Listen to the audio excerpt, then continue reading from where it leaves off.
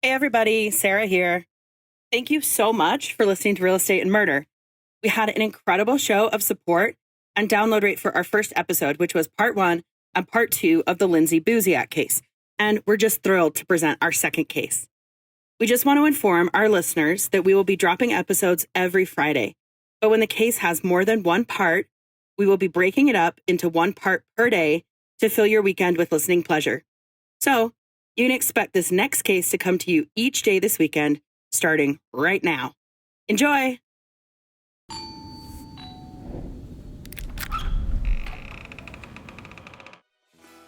Welcome to Real Estate and Murder, a podcast about real estate and murder. I am Amy Brockbank. And I am Sarah Brager.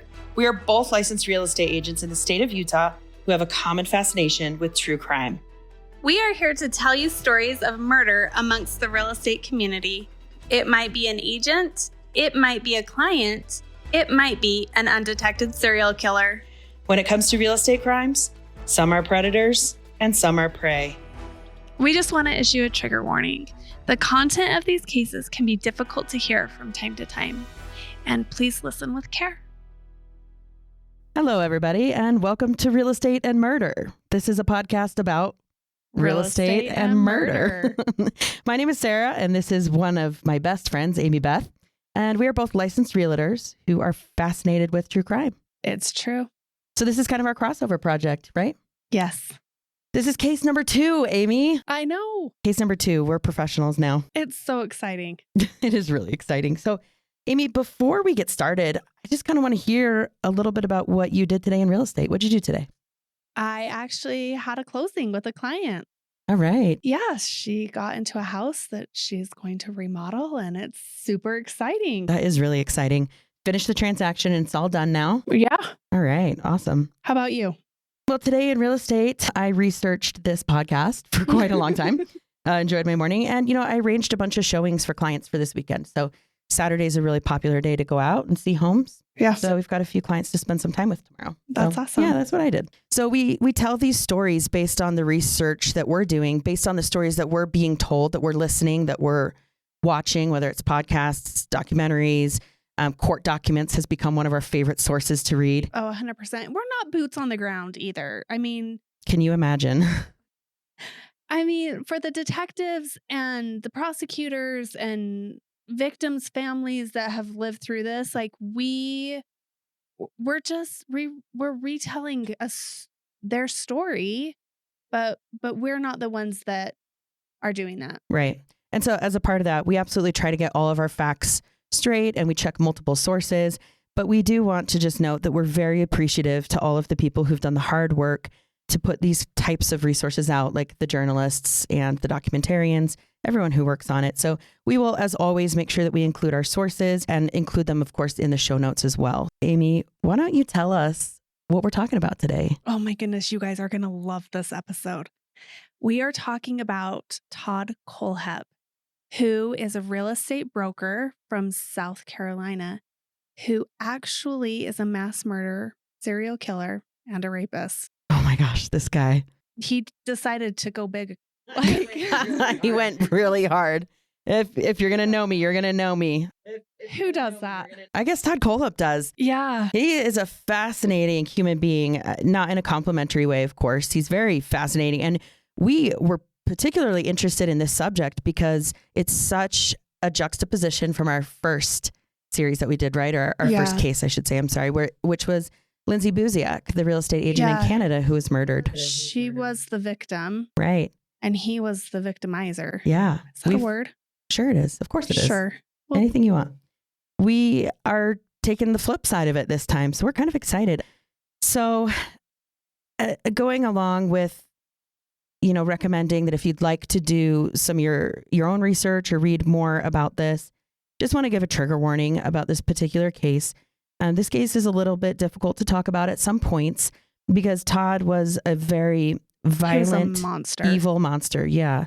There's really no other word for it. So we just want to say in advance, we're going to give a trigger warning for sexual assault, rape, violence, captivity, holding victims in captivity, violent assault perpetrated on children, and of course, murder, right? That's going to be the topic of all cases at some point, but we just want to make sure that you guys are clear. We'll speak about this case with as much respect as absolutely it can be given to these victims, but just be warned that it's in graphic. Researching this, I think I can speak for both of us. Like, we really did feel nauseous. Yeah, there were some points where we would call each other after watching an episode or a clip and say, are you okay? Yeah, it was really heavy material to go through. It is. So, and we're not going to give some of the specific details for that reason. Mm-hmm. You as a listener deserve to have a topic that you can listen about without, or with being able to decide, I suppose, how much further you want to look into it. But, and again, we're taking such a different take on our first case, in which this one, like you said, the real estate agent or the broker, he was a broker, is the perpetrator. He is the killer, the murderer, all of those things. And I mean, my goodness, as agents, we can be really multifaceted people. We can kind of go either way, it looks like. I mean, I hope not, but. Well, not we, yeah. I mean, I think we've decided where we stand on this stuff. Yeah. So, all right, well, let's get right into the case. Amy, are you ready? Okay. Yes. I'm so excited. Me too. Well, Amy, I would like our story to actually start at the ending. Is that okay? Yeah. Okay. On November 3rd, 2016, the Spartanburg Police Department served a search warrant to Todd Kohlhepp at his home in Moore, South Carolina, at the same time as executing a search warrant on a 95-acre property in Woodruff, which is close by, not too far away. Same county. Yep, same county. As they searched the land, they saw a large Connex, which is like a giant shipping container, right? Yeah. It's chained with multiple chains and locked. 5 locks. Lots of locks, right, which is obviously going to create suspicion. They've got a search warrant for a reason. So they began working on cutting the locks and the bolts. They're working with tools, and all of a sudden, they start to hear some knocking, and then they hear a cry, "Help. Someone is in here. Help." So at this point, they kick into high gear. I mean, you can see, so just so you guys are aware, the clip of this rescue, we're going to refer to this as the rescue. This rescue is shown online. Yeah. And I'm sure for some people, maybe it's a little bit hard to watch or not something that they want to see. But for me, watching this multiple times so I could get really clear on what happened, I actually found that there was a lot of humanity and compassion that these police officers and first responders, everyone on the scene is giving to this human being, and at the same time are just digging their heels in to get they're going to rescue this human being. As soon as they heard the knocking and the cries, like you can see on the video, like they were trying to get it open before. Right. But it's almost like the video is sped up like 7 times. Yeah. There's a change. Yeah. There's a shift. And they're like, see go. how quickly they are to try to just get whatever tools are around them. Yeah. To get this Connex open. Yeah. They're going to get it open and see what's going on.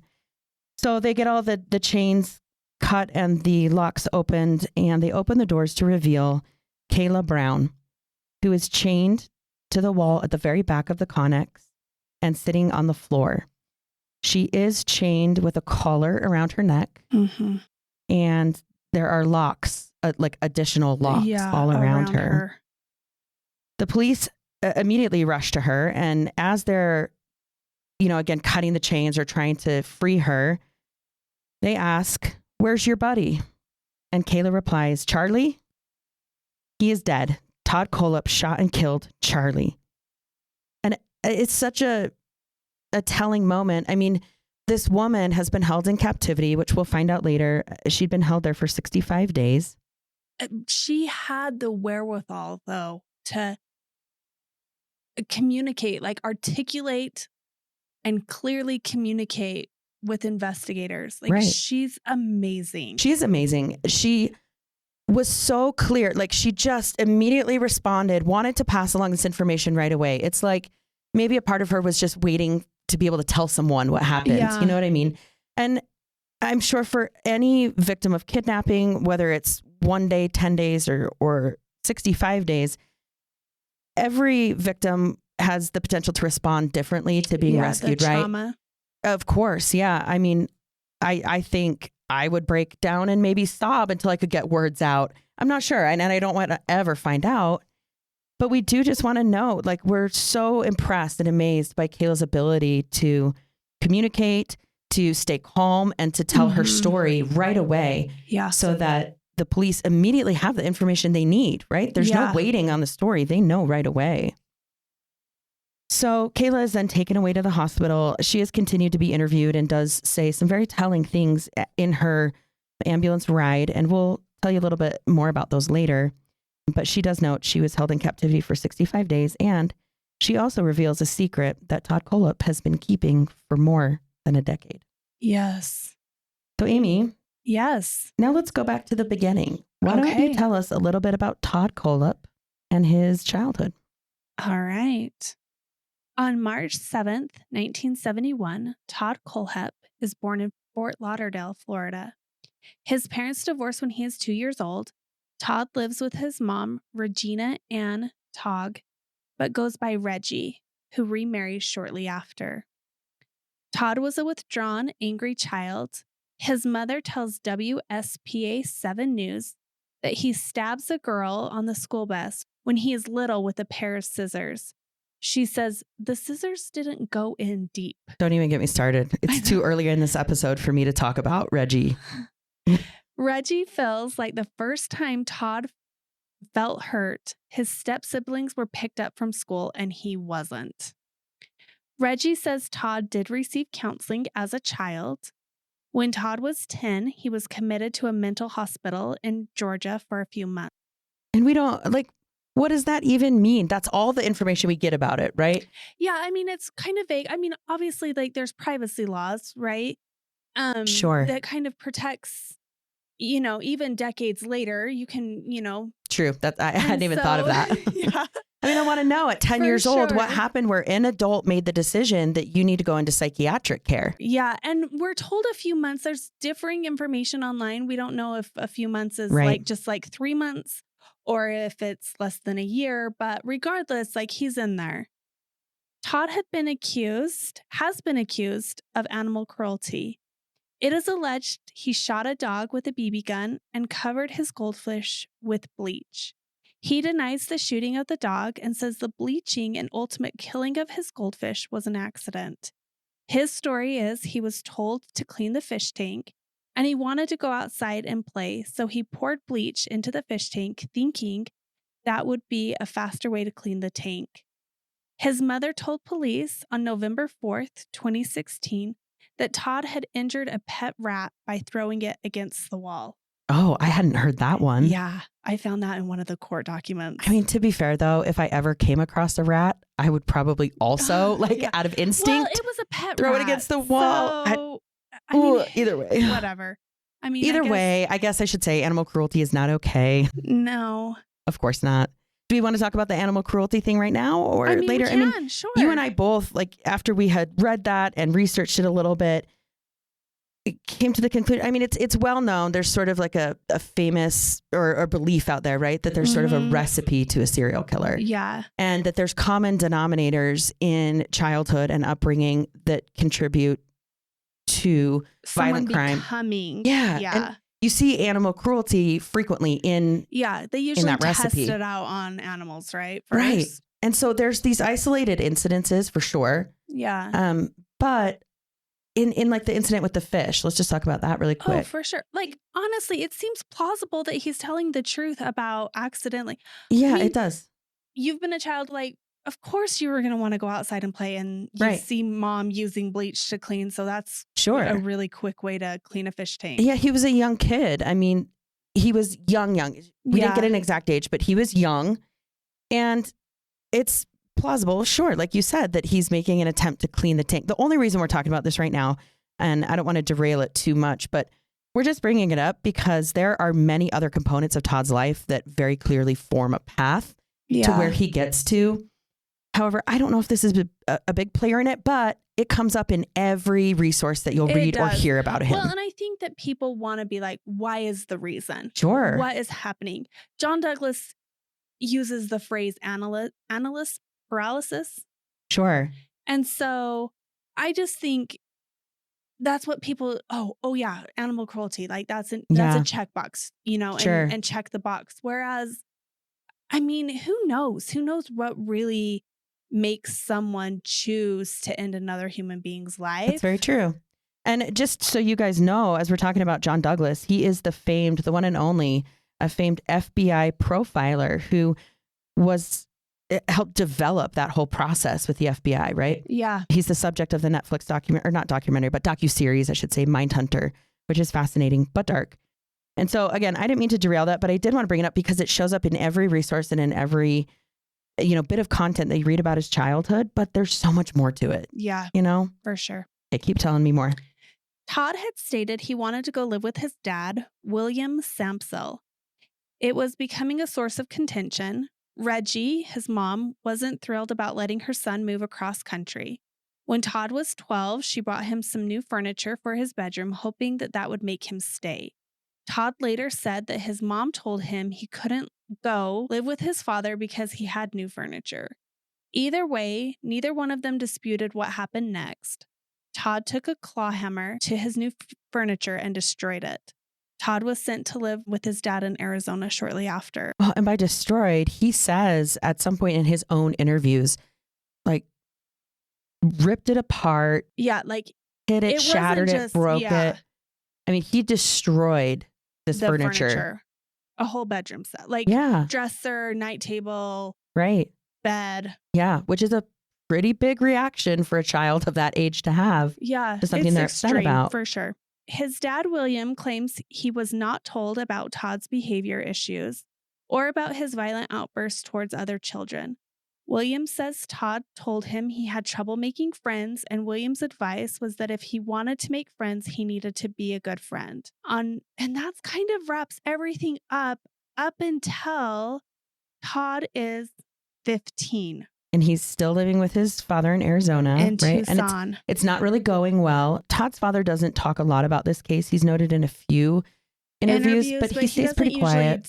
He's off camera, really, in the interviews. But his account of what happened is completely different than Todd's account, as well as Todd's mom. And by account, I mean, according to Todd, like, he got to Arizona and his dad was negligent. It wasn't around. It was running around with different women and was never at home. Yeah, but... And then Todd's dad's account is, I never left him. Yeah, he was always present. Right. Yeah, I mean, I think... And I don't know. I mean, neither one of us were there, thank goodness. But I just sit there and think, your perception becomes your reality. Absolutely true. And so I just don't know. There's probably a little bit of truth to how Todd felt abandoned, but there's probably a lot of truth to Todd's dad where he was like, no, I took care of you. Yeah, I was present. Yeah, because kids remember things differently. Very true. Very true. And I will say one of Reggie's comments that I dislike. We'll talk about that more. Not a fan. Not a fan of Reggie. May she rot. But she does note in one of the interviews that she does give, she says, Todd's father left him alone for 3 nights one time, and you can't do that with Todd, which is so ominous. Well, and honestly, she is in denial. I think a little. I mean, yeah, she got him some help, but I think she is in denial between the son she wants to have or wants to think she has versus the son that he actually truly is. Yeah, that's so true. You couldn't have said it better, because she does come forward and speaks publicly, and we'll share those details later, but she always has a defense for him. Oh, always. And of course, as a mother, we're biologically engineered to love our children. Sure. Right? And you always will. But if your kid hits someone else, do you ask your kid, like, hey, tell me what you did? Or are you like, oh, my kid would never? Yeah, I think she falls more on the, oh, my kid would never side. Oh, 100% she does. And I'll give you parents are usually like, okay, did you do this? Like, why did you, like they kind of want to make sure with their kid first before my kid would never. Yeah. Or at least probe into it and get the story and find out what happened.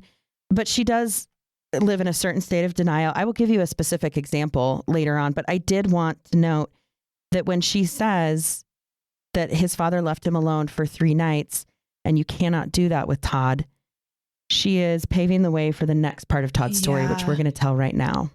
On November 25th, 1986, a 15-year-old Todd knocked on Christy Granado's door. Now, who is Christy Granado? Christy Granado is a neighbor that lives just down the street from Todd.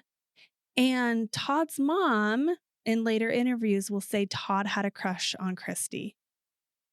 So Christy Granado is 14 years old.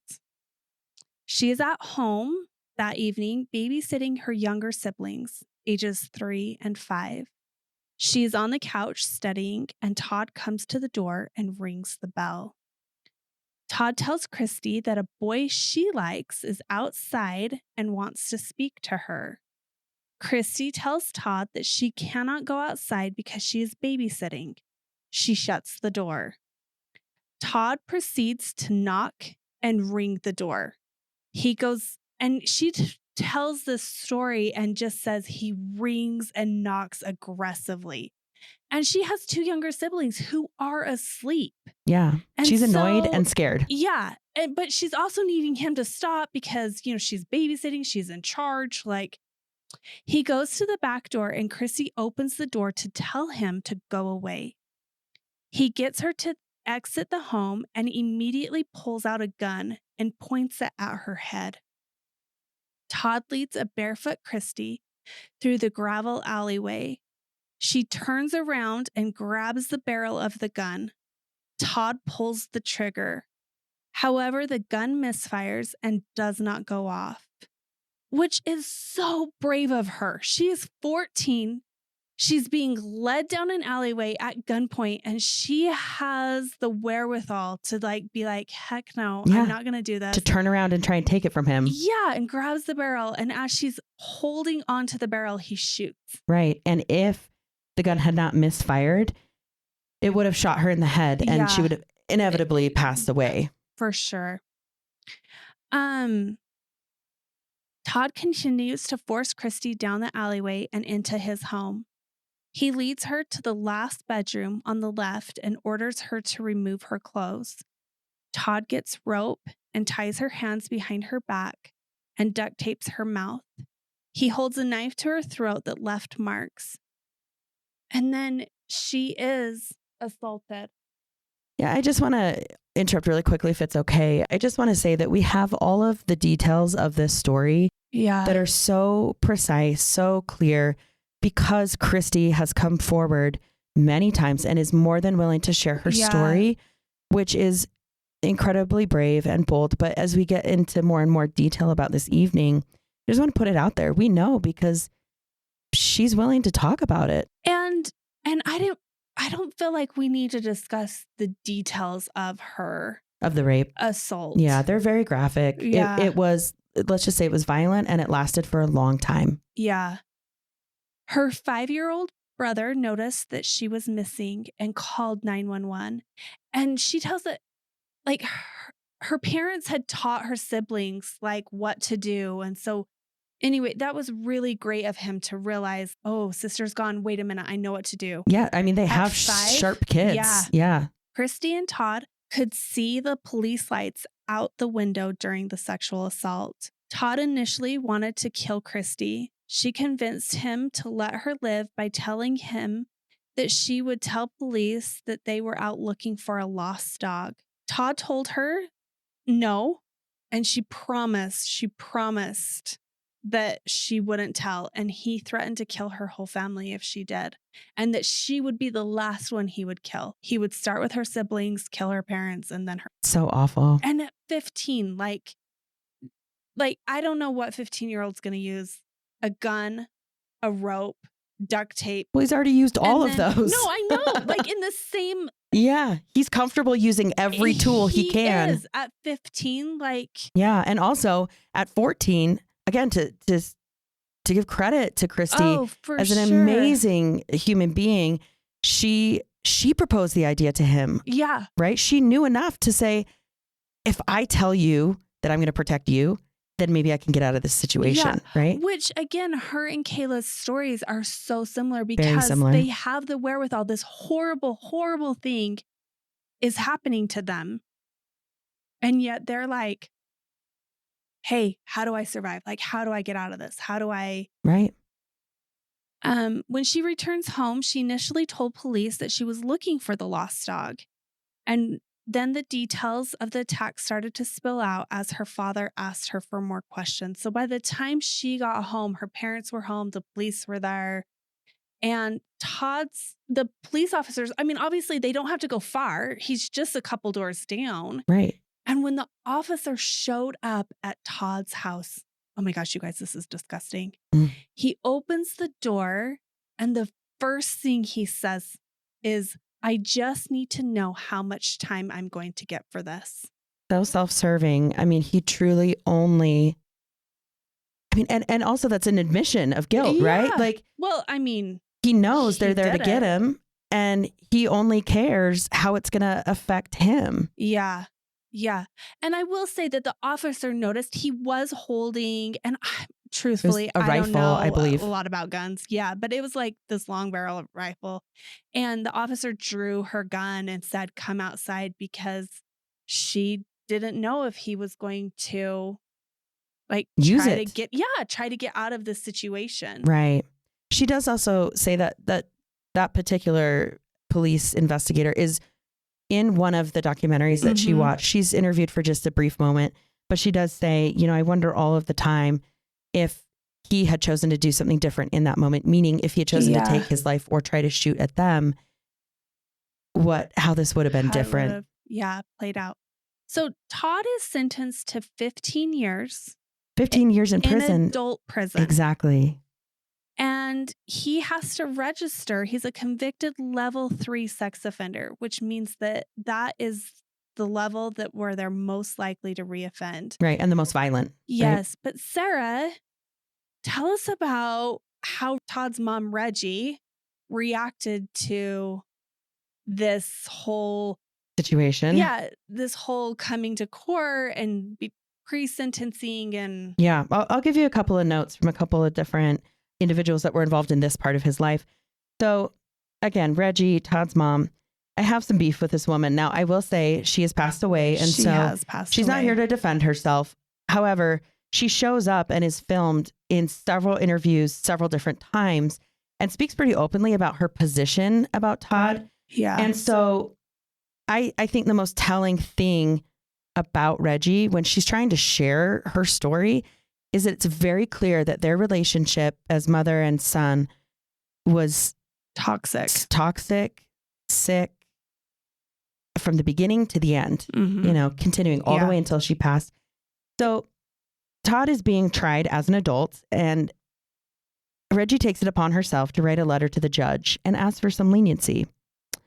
She says that he's not a bad kid. He made a bad decision, right? And later on, after Todd has been apprehended so much later in life, Reggie's being interviewed, and she says to the interviewer, this is on the news channel. Yeah. So, I mean, it went out local to the news, to her like friends that everyone she knew in South Carolina. And I believe this is also something she said in the letter. However, it was kind of unclear if she was repeating something she'd said in the letter but either way, what she says is they don't even stop to think that he walked the girl home. Does that sound like a dangerous criminal to you? And here is step number 1 of Sarah hating Reggie, because that's not just deniability, right? She's not just in denial.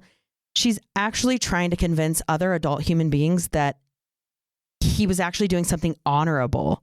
By walking her home at night after he violently assaults her. Raped this woman, changed the course of her life, right? I mean, that's traumatic. That we know. Kidnapped her from her house. Yeah. The one place where you're supposed to be safe. And where she was just minding her own business. Like she's studying. She was there studying, doing what she was supposed to do. And we know the long-term effects of these types of assaults, rapes, kidnappings can be long-term PTSD, a lot of trauma. And I'm not trying to speak for Christy. She has control over her story about how that has happened. I'm just saying we know that that's common for there to be long-term effects.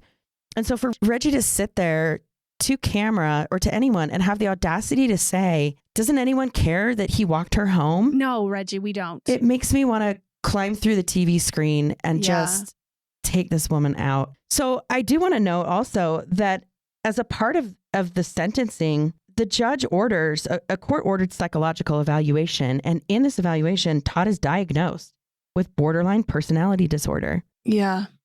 Now, we're not going to try and define what that is because the definitions of the types of personality disorders are they're found very easily online, but they're also very vague. They're vague, but they're also similar in some ways, right? Like they have a lot of the same symptoms, but just know that a lot of these behaviors come or play right into that disorder and I'm not absolving him of responsibility. I'm saying he's shown these symptoms since all the way back in his youth. Yeah.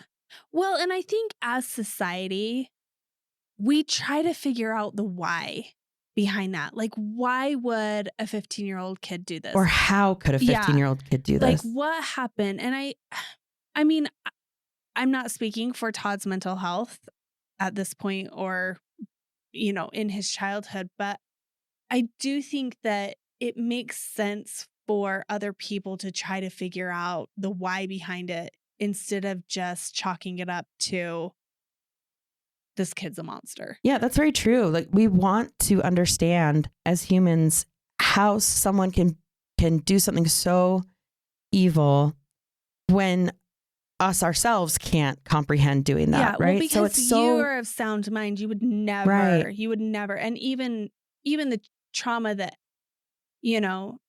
other children face, even if they were facing kind of the same, divorced parents or different circumstances, but still traumatic. Stepdad or whatever it is, like they don't react the way that Todd reacted. They become functioning members of society. Right.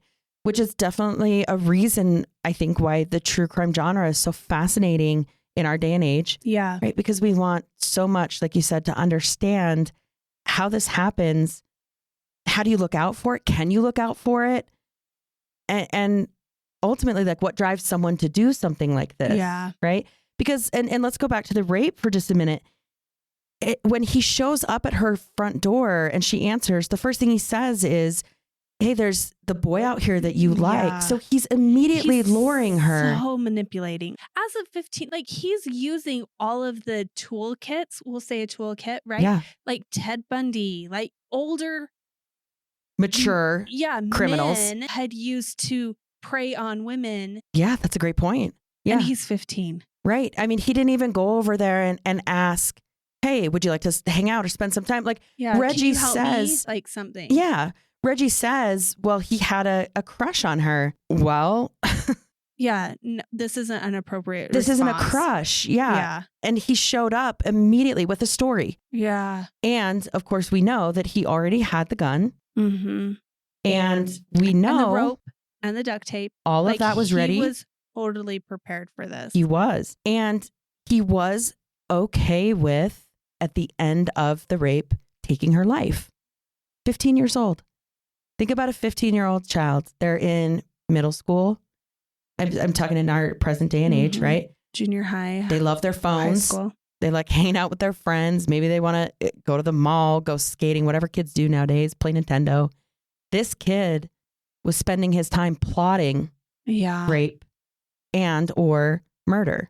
It's mind-blowing, right? Yeah, it totally is. I do want to also say that the adult probation officer who was assigned to Todd's case did make a note at the time of Todd's imprisonment. And this is a direct quote.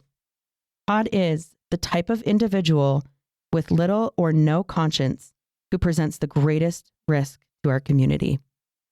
And the fact, I mean, I realized that the judge probably gave him the max sentence. It's in Arizona. They have pretty strict. He did give him the laws. max. Yes. And at 15, like that's his whole life that he's already lived. So he had spent half of his life in prison, but still, like, you have to wonder with statements like that, with the toolkit that he came prepared with, like, should he have gotten more time?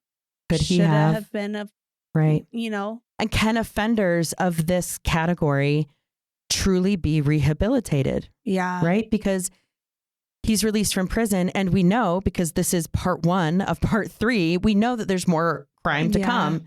This isn't a one-time offense by any means. And so, and we're not on this episode discussing rehabilitation, but I just want to point out that adults, with the exception of his mother, who is clearly wearing rose-colored glasses, other adults, professionals who work in this field and see this type of offender all the time, made note that he is the greatest risk to our community, which is terrifying. It really is. It's a heavy statement right there. So I just want to take it back a little bit and ask you a couple questions and just get some thoughts from you about, before we talk about his prison sentence, I suppose. Okay. We're talking about childhood trauma and how all of this kind of accumulate, and how Todd took the path of destruction, whereas other humans can take a path to healthy lives, right? I just want to bring up, he does, Todd's story, he does state that he was abused by his stepfather. And there are other accounts, I don't know if you'd seen this, there are other accounts where Todd was violent with other children as far back as nursery school. Well, and I think that is one of the stories that his mother shares with the news about him stabbing a girl on the bus with a pair of scissors, but she makes the excuse of, well, it wasn't really that deep. Yeah. So let me ask you this. If you're the mother of the little girl who was stabbed, does it matter how deep it went? Yeah, like no, because your daughter is supposed to be safe on the bus, not being stabbed. Yeah, safe on the bus amongst her peers. Yeah, with scissors. Right. I mean, he probably, I would assume, I don't know, I wasn't there, but he probably wasn't trying to just poke her. He was attempting to stab her, right? So the fact that maybe it didn't go in that far. Well, the fact that he was just trying to cause harm.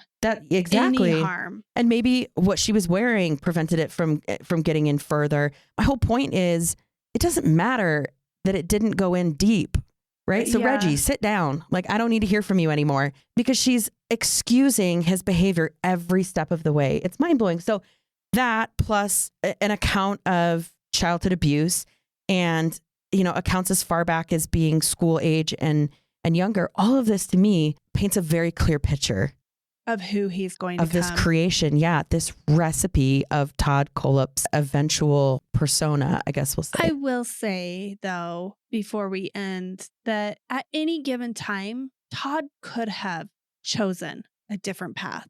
He had the capability, he had the wherewithal that he could have decided to do things different. Right. And we know that because he goes on later in life to present himself to society as a perfectly normal, well-rounded human being. He's very intellectual. He is. We should bring that up too. He is tested around this time and in his formation, right? So as an adult, a young adult, I should say, he tests with a very high IQ. Yeah.